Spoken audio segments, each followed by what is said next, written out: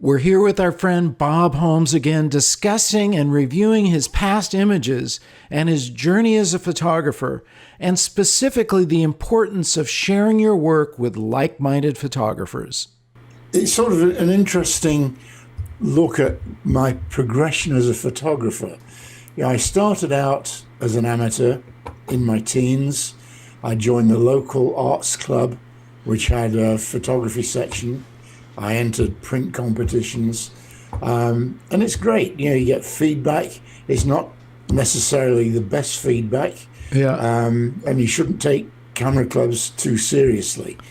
They operate to please judges, and the judges sometimes leave a lot to be desired.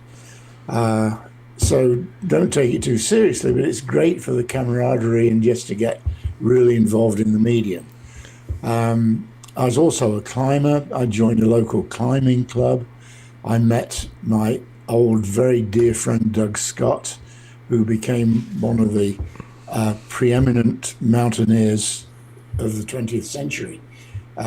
Sadly, Doug died last week, but he was a remarkable mountaineer. And Jared, we have some pictures of him, right? There he is. Okay. There's Doug, in case you guys want to get a look at him. There's Doug. Yeah. And, in the early 70s, I found this letterhead from Geophoto that we set up to basically sort of a stock agency, and we were both trying to be photographers, although Doug branched off and became this exceptional climber, and I continued with photography. But these sort of meetings have been all important. Because of my friendship with Doug, I was given an assignment to go to Everest in 1975. Wow. Which completely changed my life. Up to then, I'd been a city planner working for local government. After the Everest expedition, I realized that I really wanted to be a full-time travel photographer. And 3-4 years later, I guess, I made that jump to travel photography. I met Ansel Adams in the meantime in London, again through my amateur photographer connections. I was a precious black and white landscape photographer, shooting 4x5 landscapes, totally different to anything Ansel did, but much more intimate, small, dark, moody landscapes of details rather than grand vistas. He's very much more British in scale. But through that, I met Ansel. I came over to the States and stayed with Ansel. And then I moved over to live here in 1979. And one of the first things I did was join the American Society of Magazine Photographers. It's since become the American Society of Media Photographers. But through ASMP, I met a lot of other photographers who were all starting out. And we used to have meetings at least once a month. And I found this photograph of me with DeWitt Jones and Galen Rowell and Barbara Rowell over dinner in a local Italian restaurant after one of the meetings. And it was an impressive group of people. None of us were established. Galen was the most established, but the other people, Franz Lanting, George Steinmetz, who's an exceptional aerial photographer, Ed Cashy, great photojournalist, Nick Nichols, who was the main photographer at National Geographic for a long time. Nick was living close by in Berkeley. Jim Sugar, who was a Geographic contract photographer. It was a very impressive group, and we all got together, and we even considered forming our own cooperative, particularly with Franz, myself, DeWitt, and Jim Sugar. Galen was already got his own setup, but that was very energizing. We got a lot of feedback from within the group about where we were all going. We all showed slides every month. We criticized each other's work and discussed how it could improve and what markets there were. And it was a very, very productive period. And I recommend this highly to any of you that are really serious about photography. Get together with other people, and other people whose work you respect and share. It's very frustrating taking photographs and not being able to share them. Back in the 80s, I was working for magazines, and the 90s, I was working for magazines almost all the time. And I've come across hundreds of magazines that I had work in, stories I'd totally forgotten that I'd ever done. And it's very satisfying to have your work seen by a lot of people like that. These are all covers of magazines that I did in the 70s and 80s, I guess. And those days are over, sadly. The internet isn't quite the same. Seeing your work published on the internet is ephemeral. Magazines were not. They stuck around, particularly if they were good magazines. People were not inclined to throw them away. I also have illustrated over 50 books, and that came out of becoming a member of another association called the Society of American Travel Writers. I joined that association because it's travel writers and photographers.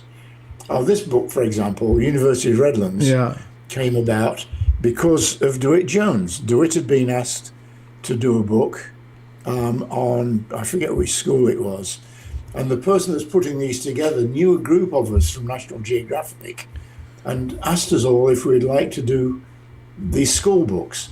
And it's the first book I'd done entirely on my own. I did University of Redlands and University of Southern California. They were coffee table picture books, very satisfying to do.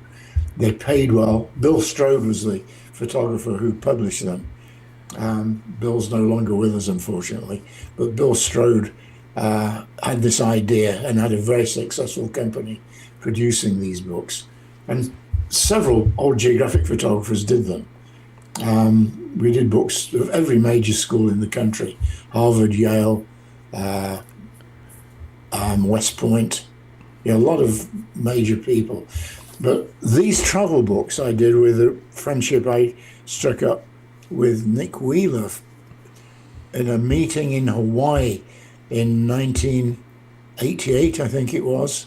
And he said he was partnering with someone doing all these travel guides and would I be interested in photographing some. And I photographed, I think, 7 guides: Ecuador, Philippines, Argentina, India, New England, Canada. And I did a whole bunch of these travel guides. And again, they paid well, but better than the money from the book is that I was able to sell the stock. In the days when stock agencies were flourishing, I just passed all the photographs over to the stock agency and made more money from the stock sales than I did from the books. But these days, sadly, are over, but there are new things that have come up to take their place. And the internet is an obvious one, although it's difficult to know how to make money with publishing on the internet in the traditional way. But things evolve, and you have to move with the times.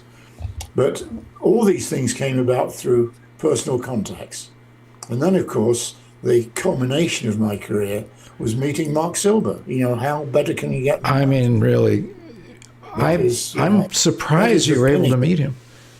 That is the pinnacle. Yes, I'm surprised that he would stoop that low, but I guess he must be desperate too. You never know. He probably is desperate. You never know. But these days, you have the thing that's helped me survive in the business is that I've adapted to changes. When digital came out, I moved on to digital photography. I worked on the first, I think it's the first book that was done totally digital, which was Day in the Life of Africa. Then I moved into video and started doing a lot of motion work. And I'm still doing quite a lot of video. And also, this is not something that's just started. And it's a bit irritating when you see people saying, I've got 5 years of experience and I've got all this knowledge to teach you in a workshop. I've been teaching workshops since 1980. The first workshop I taught was in Yosemite in 1980. And I've taught workshops all over the world, literally all over the world. And I'm still doing that. I had to cancel 2 this year because of COVID. but we're running a workshop to Cuba next year and one to Oaxaca in Mexico later in the year. And we're also planning some local workshops in the Bay Area. And if you can't make it to one of the workshops, Marc has my course for sale. So I hope you enjoyed today's video. Be sure to like, comment, subscribe, and enable that bell so you don't miss any of our new videos. And as always, remember to get out and capture your own images of life.